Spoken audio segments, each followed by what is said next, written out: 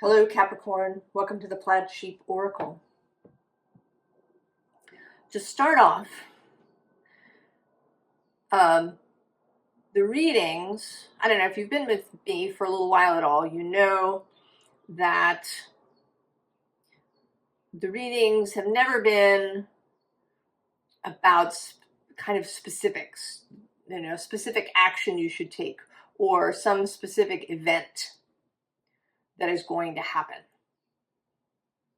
Sometimes bits of this come through, but that hasn't really been their purpose. And they are becoming even more about beingness and about the interconnected threads of everything. I don't know where this is all going to go. I don't know how this will work for the channel and for this particular medium of YouTube.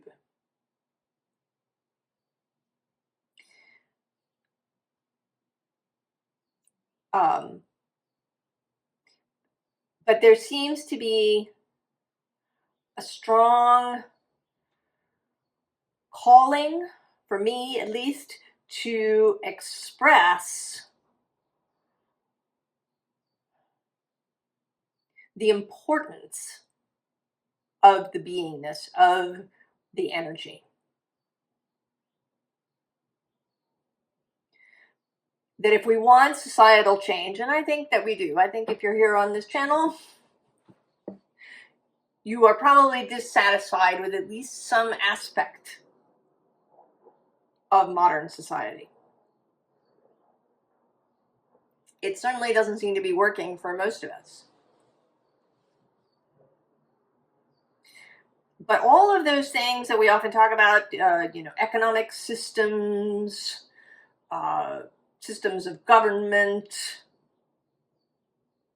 they come out of the beingness.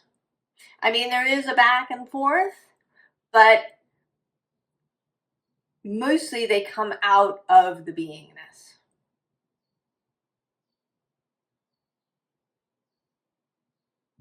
So we get the systems that we believe we can have and that we express through our beingness, through our energetic vibrational offering.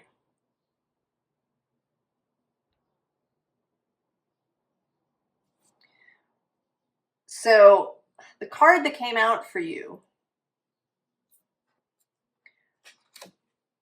is this Belvedere, and it means the beautiful view, Belvedere. Expecting something beautiful.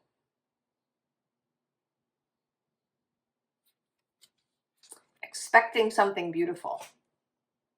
Now, the visible underlying is this casa, the house. Below that, it's precious objects. And then below that is this mercante who's also waiting. But he's got a different attitude. And an interesting thing to me, I often talk about, red clothing, that a red outfit is about passion, about heart-centered things. Also about emphasis. Red is a color of emphasis. And in his case, it's his head that's emphasized. Thinking, and most particularly a left-brained approach to thinking. That is analysis, division, pigeonholing, assigning, labeling, mapping, pulling things out of context.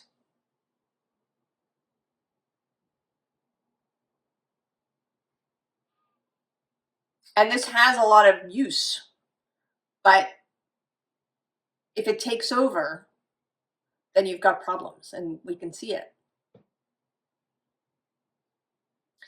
But her emphasis is on the heart space.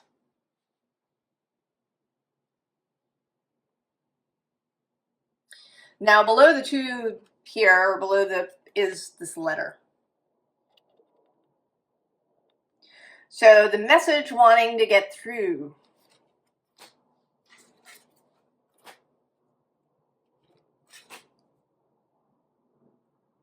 The invisible underlying is despair, dispiacere. Now an interesting thing, one of these threads, is that when I pulled this card and the Belvedere leapt out of the deck, and I laid it down and I pulled this out from underneath, what I set it down next to was this deck that was just sitting there. And the card on top,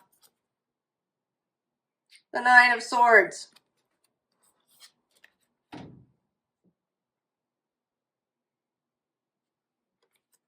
Now, interestingly, below this card is the Emperor. And I associate the Emperor with you. With leadership, with stewardship. Actually also, and we're going to come to that too. And then the bottom of the deck is this Nine of Wands.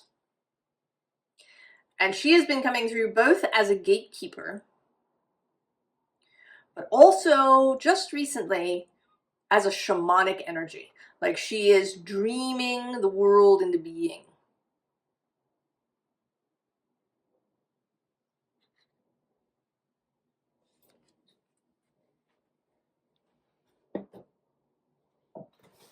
And you are, Capricorn, definitely a creational energy, a building energy.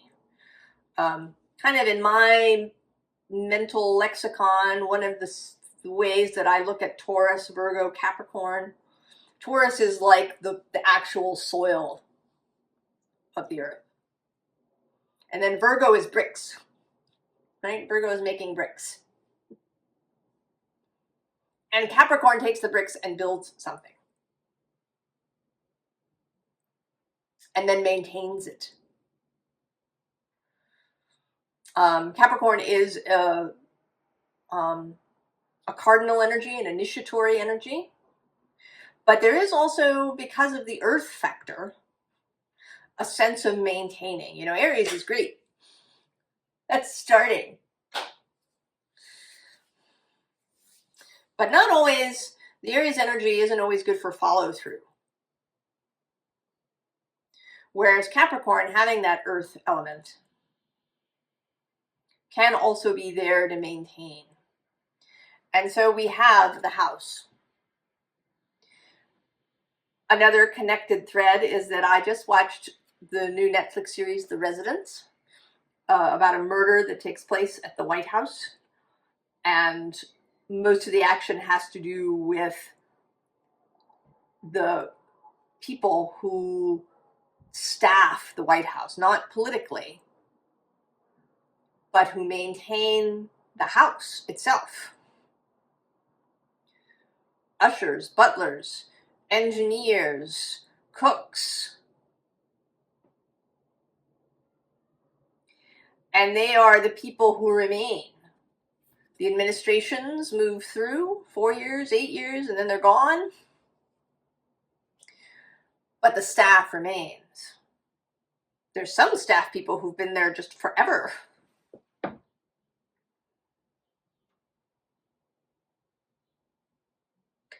And an interesting thing in the show is a tension between tradition, the way we've always done things, wanting to maintain, right, that aspect of the house, but also perhaps the need for change.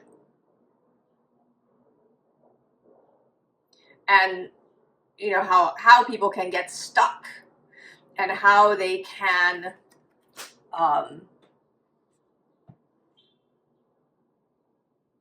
you know, attach their own personal value to, you know, something that is maintained. You know, it's always this way. And if it doesn't happen this way, then that's a slur against myself. Or it's an injury. It's a betrayal.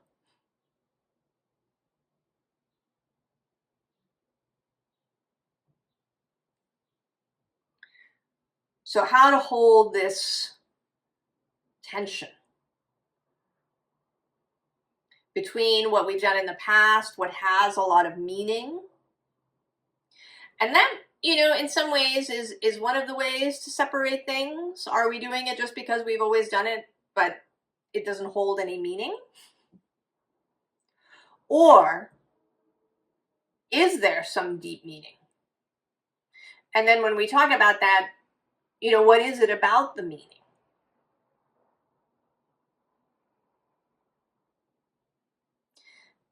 And these things can be, right, they can be barriers to change when we dig our feet in about stuff.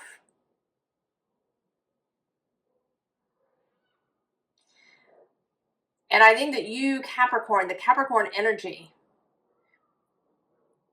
needs to be at the forefront of this kind of discussion.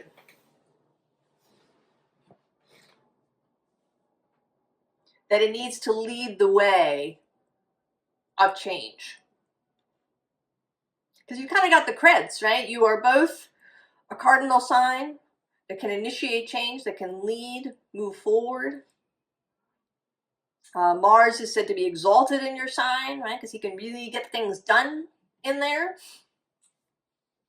So we like that energy for Mars to get things done.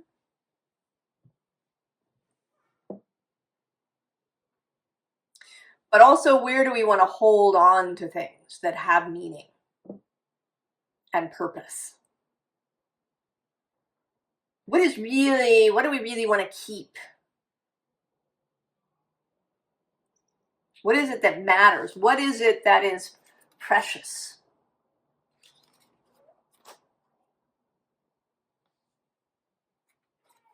And so the first card here is the Lovers, the commitment.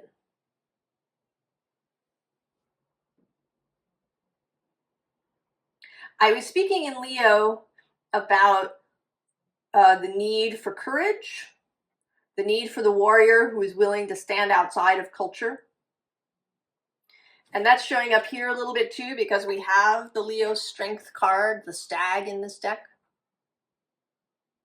And below that is this Six of Swords, this movement, the lone person in the boat. Right? Often the Six of Swords has other people. But here, there's just you. And you're headed for both the Ace of Swords, the breath of life, and to this, right? This, right? You're crossing into something.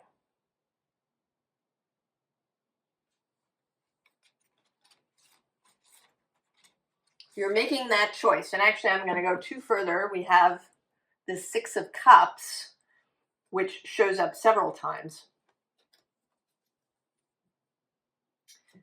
and the Two of Vessels, and this King of Stones. Now, I saw a snippet, again, everything is connected, of a video that talks about wolf packs. And I don't want to speak to the absolute accuracy of this, but it speaks to the idea of leadership. So in the video, it talks about how in a wolf pack, when it's moving over distance, it's led by the elders who set the pace as the slowest moving. Then comes some adults, then the children in the very middle, then some more adults, and then the leader is at the end. Making sure that nobody's left behind, that all is well. And there's something about that here. You know, not that you're taking responsibility for other people. You're not taking responsibility for their actions or their choices. But you are taking responsibility for being one of the community. You are recognizing that you have an effect on others. You're recognizing that your well-being is interconnected with theirs, and theirs with yours.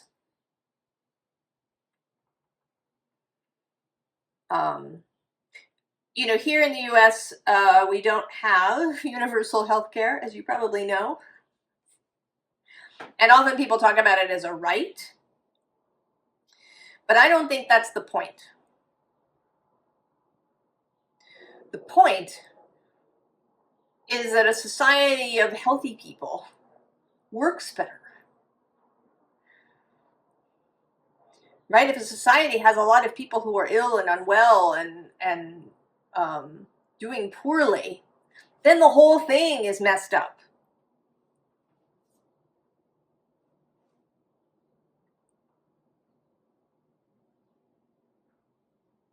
Right? There is a responsibility to others.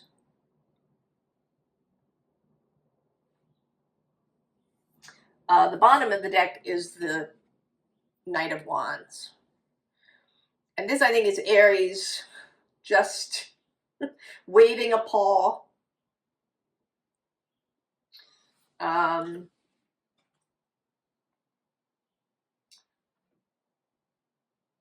We are entering into this Aries space. There's also something about fire and water.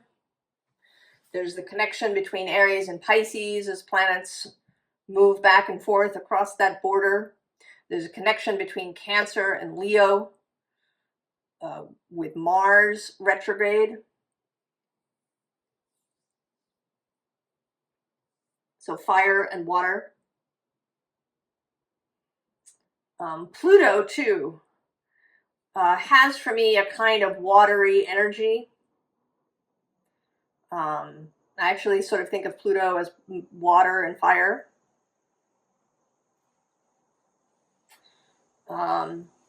Together. That he carries both. Because there's this transformational kind of alchemical thing going on, and you know, sometimes a dissolving and a composting, and then there's also the nature of power and revelation that can come with Pluto.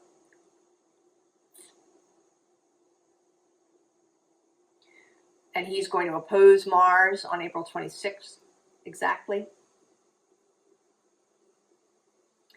And he spent a whole lot of time in Capricorn. And I think that he was, right, he was moving through this cardinal space. Through Capricorn and then squaring and opposing the other cardinal signs, changing perhaps, offering another perspective on action, on what it means to initiate. And now he's in the fixed space. What does it mean to be, to maintain, to hold, to grow, to nurture?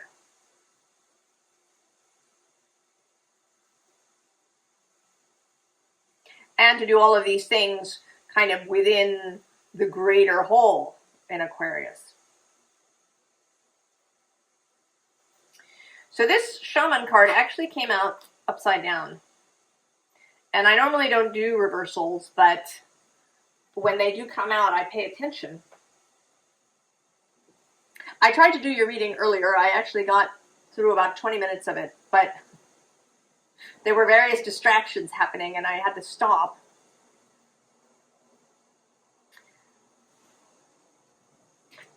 And he got left right side up. But, right, the shaman, this is also a kind of leadership energy.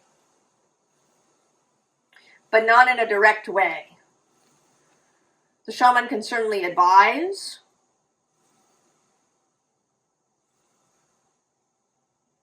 And he does take responsibility, right? He takes responsibility for the well-being of the tribe. He takes responsibility for interceding, for communicating with the spirit world.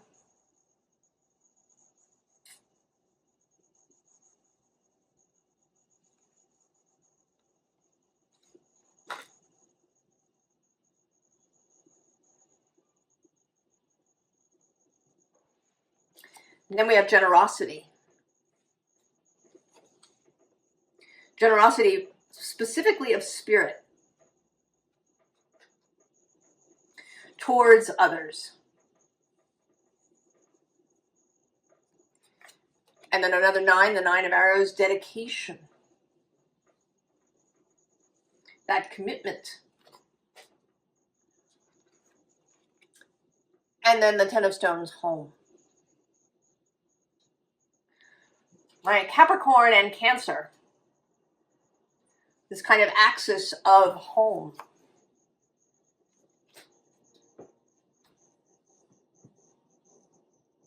The interrelated ways that, right, these two energies have of keeping the home.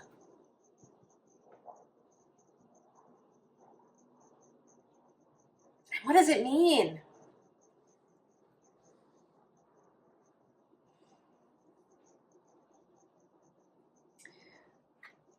Then we get love again.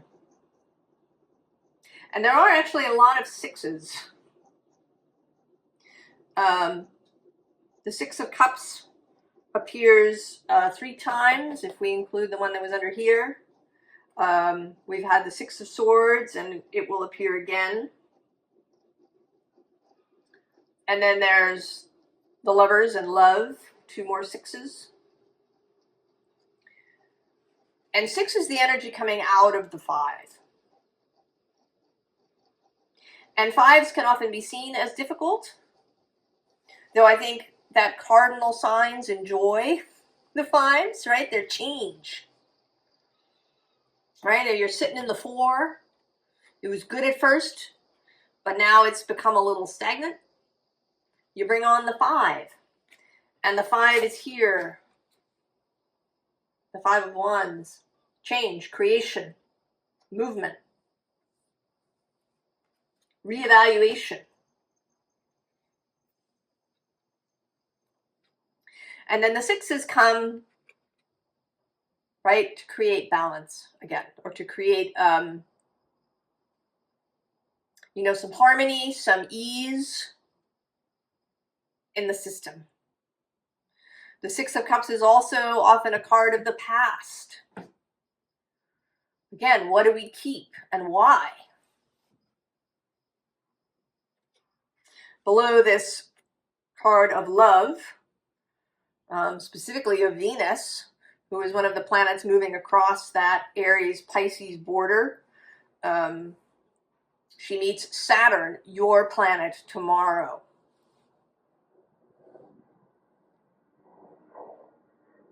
On the same day, and only 6 minutes before, Mercury stations direct in Pisces. She will station direct on the 12th, which is the day of the Libra full moon. Below this, we have Fortune, the Wheel of Fortune, change,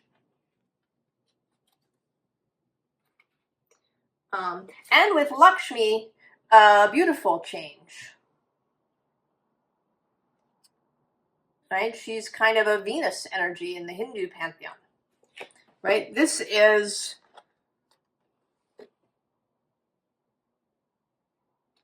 choosing to see the beautiful possibility.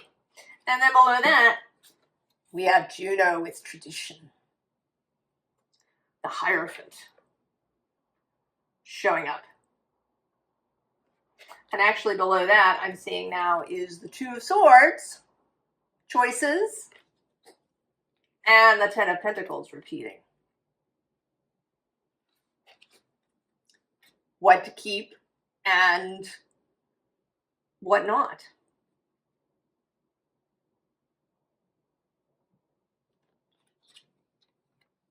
Seven of Pentacles. The willingness to keep at it. And she has a very satisfied look. Sometimes the cards, the Seven of Pentacles, the person looking at this harvest can look a little displeased. But she looks quite pleased. She's got a little smile happening. She's happy with her own efforts and with the results. It's all shaping up really nicely. And then the Three of Staves repeats.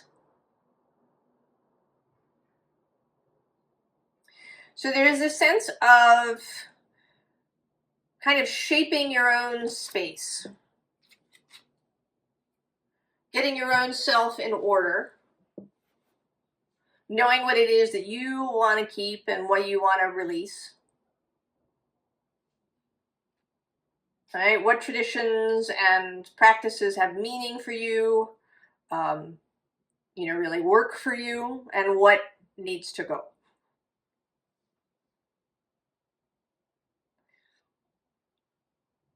And doing that for yourself first. And then you turn your attention outwards. And an interesting here, and this feels a bit like a repetition of this message. The card that I chose, that I pulled out of the deck, was the Six of Cups. And a card snuck out below it, which is this Nine of Pentacles. And how this feels is going out in public,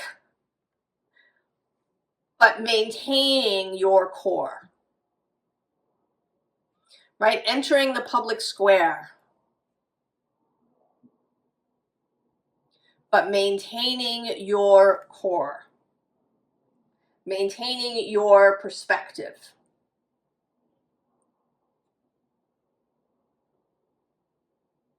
Right? You want to contribute. You want to help tend these flowers so they grow beautifully. You want the whole community to be beautiful, to do well. But you have to keep yourself, right? You have to keep that core strong, right? This stag energy, this commitment.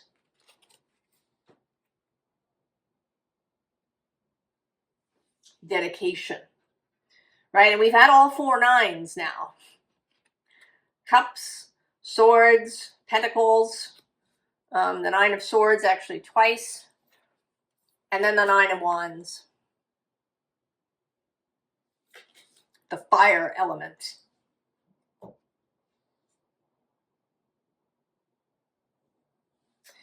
And then we have transformation. And this, interestingly, this myth of ukemochi kind of has, in some ways, to do with nature's transformation, things growing,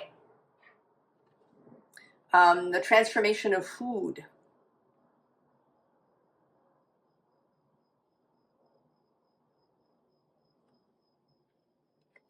So growth, transformation in this Scorpio Taurus idea.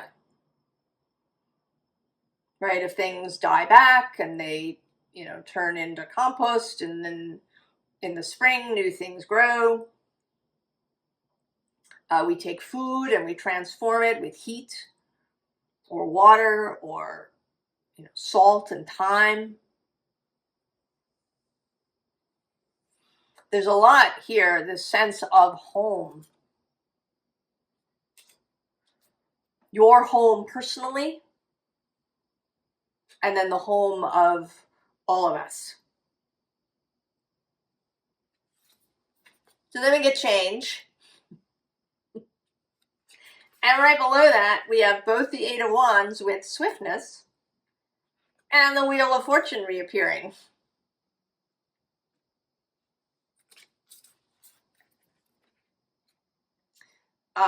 We also get, at the bottom of this, we have the Five of Wands with strife in this particular case, and judgment, and the Knight of Swords. There's a lot of fast-moving, fiery, change-related, maybe confrontational, conflicting energy. As I keep saying, the storm is coming.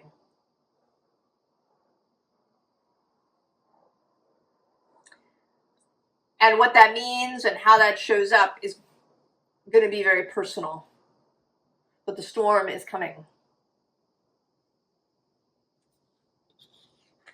And we add you. Your card, the Devil.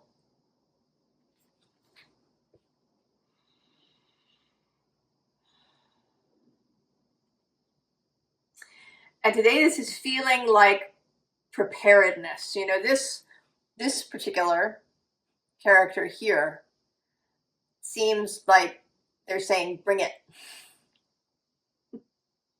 Bring it. I am prepared. I am ready.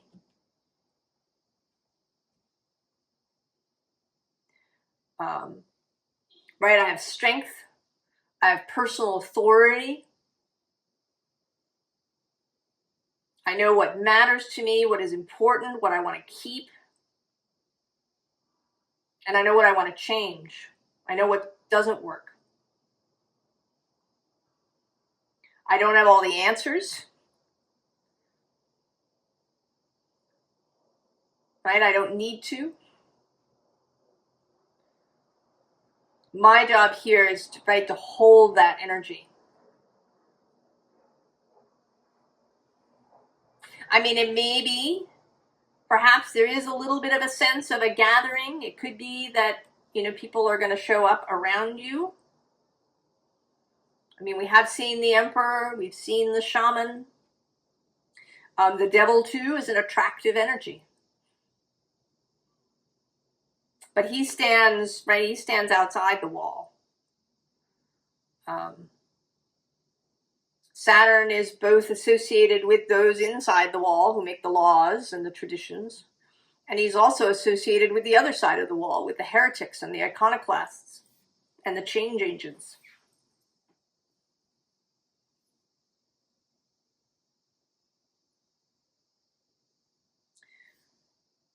Right, that balance. What do we keep and what goes?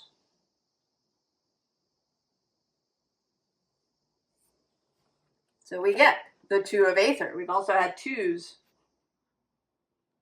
And below that, the Six of Aether repeating. Although this time you're not alone. You've kind of got your animal instincts, your heart-centered self, and then you've also got your connection to the divine, to source,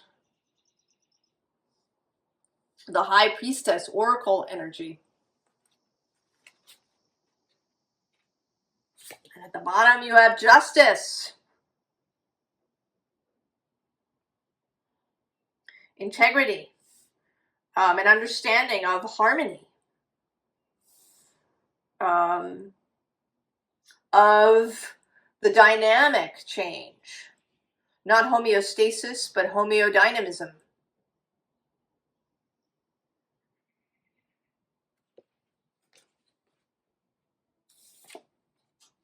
And then the Queen of Aether. And she seems to me, again, to be this character. Right? The expectation of beauty.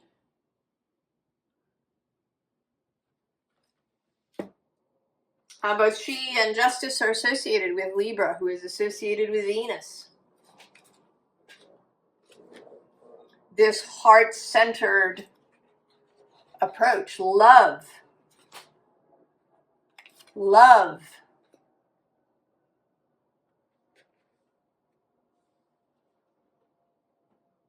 As the guiding factor. And then we get the Hierophant again. both as personal authority and also as, right, kind of he's coming through certainly as the shaman here. And as this character as well. This ability to dream the world into being.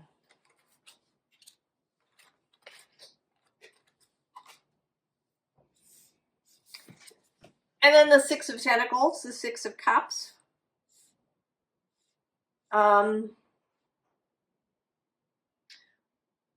Community, joy in community,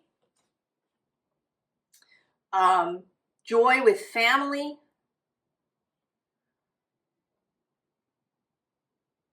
you know, both close and, you know, the bigger sense of family.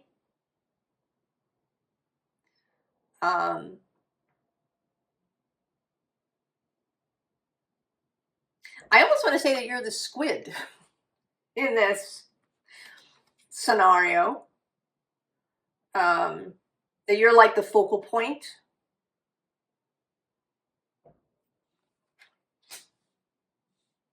Right? The solid, grounded force.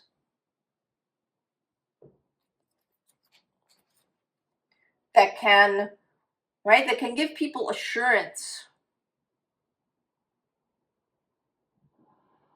And it, you know, this is something that's difficult to teach. I've certainly never been able to teach it to anybody. How to walk into a space and ground it. I mean, there are things that you can do, right? You can really listen to people. If you walk into a stressful situation, an argument, something, certainly listening, really listening to people often diffuses a thing. But it's more than that. It is like your beingness. And if you haven't experienced that for yourself, maybe you've met people like that, who enter a space and everything just settles. Everyone knows it will be okay. All is well.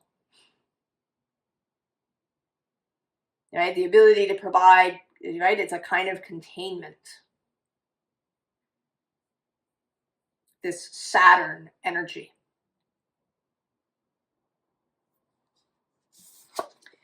And then there's the Eight of Aether, which is, right, the place we want to get out of.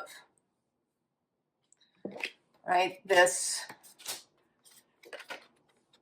overly headspace thing. And I think this is more about others.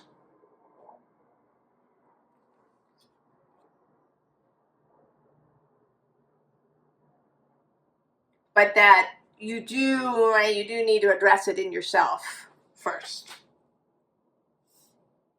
If you're having, you know, if you have the tendency to disappear into your head or to overanalyze. It might not even feel like anxiety, actually. It can just be overanalysis. I was saying in the Leo reading, I listened to Ian McGilchrist talk about someone he knows who worked with horses for a long time, and he's now working as a tipster at a racetrack. And when he goes and he looks at the horses that are running and he just chooses, you know, kind of within the first 30 seconds, then he's right. But if he stops and he tries to, you know, examine each horse and analyze and, you know, determine what it is that will cause winning, he's wrong. So that, right, he has all that experience, he has all that knowledge, he has all that observation through his whole life. And he has his, you know, connection to his heart and to source. So intuition, that intuitive, it's this. Right? Not the analysis. I think that with Capricorn, certainly with cardinal signs, sometimes it can also be push, push, push, push, push to get what you want.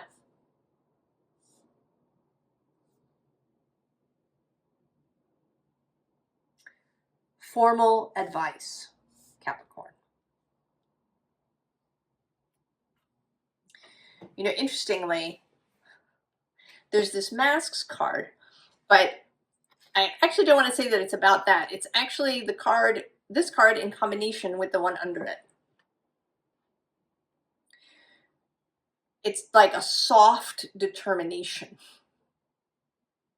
So there's determined core, right? This person has, you know, is kind of dressed in a tailored outfit, the suit. You know, these flowers and butterflies originate kind of here at the solar plexus, right? This word determination. And then this is very soft, right? Not confrontational. You know, and then below that actually is this floating world. And I'm going to go one more, the new chapter. Fire and water.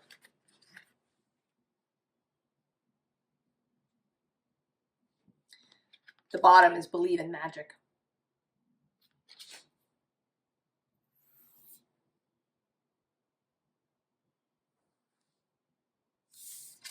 Choices. What stays, what goes?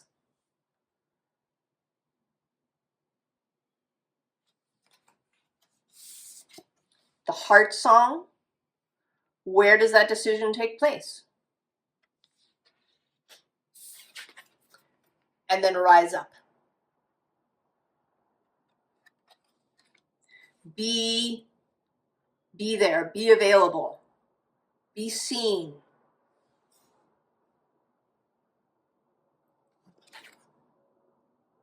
And this too, right? This red and then sitting in the water, fire and water. We'll see where that goes. Maybe, I don't know, maybe I'll do a separate collective reading that's just about that if it wants to come through. But the determination, right? The fire, the inspiration, the go. And then also, right, the emotional, the consciousness, the internal, the ineffable aspects of water.